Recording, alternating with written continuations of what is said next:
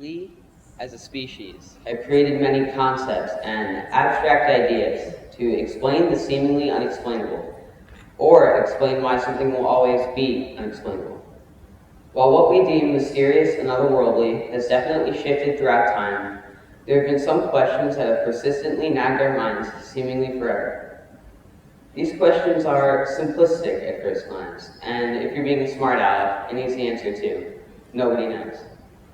Well, that's not too fun, is it? These questions have plagued the minds of the world's greatest philosophers, theologians, and regular people like us for thousands of years. I think it's worth at least a passing thought, right? Okay, well, let's start small. Death. That's what death is like. It's there, it happened, and now the rest of eternity passes and you're not there for it. Just like in life, it seemed kind of sudden, but we all knew it was coming. What's philosophy without mentioning death, right? Alright, let's slow it down a bit. You died. I don't know, a meteor hit the school just now. At least it was quick. What happens next? Do you go to heaven? Or maybe hell? It's not my job to judge your life choices. Or maybe you're reincarnated for a second or millionth chance at life. Or maybe you're stuck in purgatory, the dentist waiting room of the afterlives. What about my family, you say, and my friends? I don't want to leave them yet. Your family and friends will only remember the best moments, the happiest memories, never forgetting the impact you had on their life.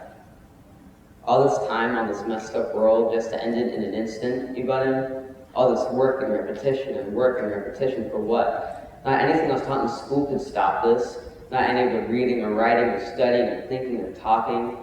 Not the number of my grades or the amount of money I make per year, the amount of friends I have, or the amount of TED Talks I give.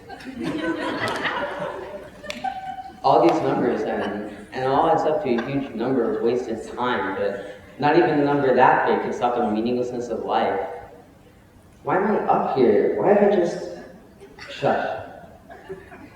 Big numbers. Think of a big number. Because I can guarantee I can name a number higher than that one.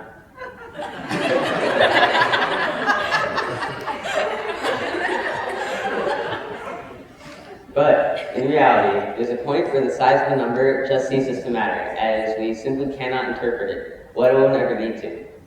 Some would argue infinity is where it goes too far, but I'd argue it's even smaller, or bigger, or even? What is infinity? No, not in today's TED Talk. What about the number 93 billion? What about 93 billion times 5.879 times 10 to the 12th power? No, I'm not just putting big numbers up on the screen to seem smart. That's the diameter of our universe in miles. 93 billion times whatever you call that number. The scale of our universe is often portrayed dramatically smaller in entertainment and media. For example, take an asteroid belt. You may imagine navigating through one to be like a maze of giant rocks, smashing into your spaceship and completely destroying it. But in reality, the average distance between asteroids and an asteroid belt is 600,000 miles. You may not have ever even known you were in an asteroid belt to begin with. For every interesting planet, there are trillions more miles of nothing. Every beautiful view, more nothingness. We like to imagine that there's another world up in space, a utopia or maybe a dystopia, a world with technology we'd never fathom, one with giant space battles or vigilantes flying around in a spaceship, helping those weaker than them on a variety of worlds. But I hope I don't need to tell you that this is more than likely not the case. We are alone. More alone than anybody could ever imagine. So much space. Even if there is something new, a new exoplanet discovered, a new star, a new solar system, it hardly combats how alone we are. We're used to being the biggest and the strongest. We can think, we can create, we can destroy. We went to the moon for goodness sake. We looked back at our own planet. Why do you think every sci-fi horror movie is about a force that could actually combat us for once? We fear not being on top. We say we know and understand and accept that we're a grain of sand compared to the rest of the universe, but how do we know what being small feels like? Well, maybe there's a reason it's only us and the incredible emptiness of our existence. Maybe there's something special about us, Was the universe made for us? Why so big, yet so empty? Why not just nothing at all? Why anything? Why anything? Why this planet? Why this galaxy? Why this reality? Why is something everywhere? Why is everything nowhere? It's a question, it's a very difficult question, and it's also a question we probably all ask ourselves sometime or another. It's amazing, but also kind of scary that we're the one thing on our planet able to do that, right? Ask why we exist, ask why we breathe, eat, sleep, drink, reproduce, and die. Well, of course, by our human nature, we set out for an answer. Maybe there are people in the sky more powerful than us, each of them controlling a factor in our world. There has to be a reason stuff happens, right? Maybe there's just one of these people. Maybe this person created everything and now things are just playing out of their control. Maybe this is just some cruel game by this higher being for their own amusement. Maybe there is no special person in the sky. Maybe everything just happened by a result of chance. Or maybe this is all happening inside of my own mind. My mind convincing me that there are other minds around me. Or what if I'm that higher being that created everything?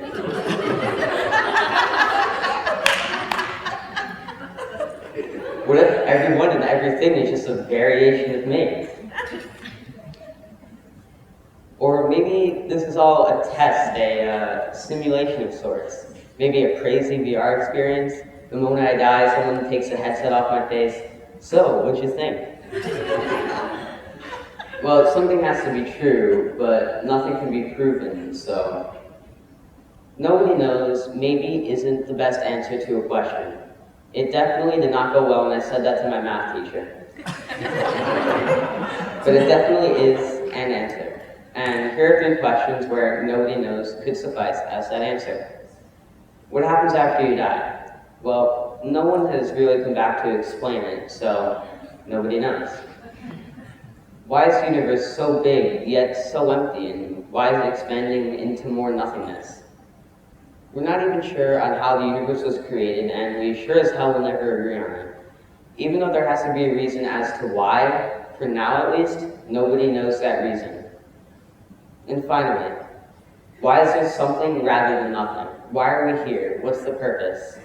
You guessed it, nobody knows. That's it. That's as far, we are here now, and that's as far as we can truly know for certain. Maybe the universe was created last Thursday and just looks billions of years old. Or maybe the Matrix. Maybe we actually do live in the Matrix, and the movie The Matrix was trying to tell us this all along. Or maybe there is no secret, no big twist ending, no game over screen. Let's not get into maybes again. Nobody knows, and that's really the end of it. We should ponder the meaning of life and the inevitability of death. Questioning whether their life has meaning or not would make someone want to put a meaning to it, whether it be making a lasting impact on the world, or simply being happy and making others happy. Being able to think like this is a very human thing, and I think we should wonder about the mysteries of life. But at some point, there are things we need to accept and move on with. No matter what the afterlife is, if there even is one, life will go on. If the universe one day suddenly doubles in size, life will go on. If there's a glitch in the matrix, life will still go on. But you can't just shut these questions out of your mind. Once the bell is rung, it cannot be unrung. And like most things in life, you're going to have to face them head on. And remember, positives do come with this way of thinking. It inspires some to add meaning to their lives and make them significant, while others feel a sense of relief knowing minor stresses and mishaps in life are small compared to the grand scheme of things. Basically, what I'm saying is, don't think too hard and have a nice night. Thank you for listening to my session.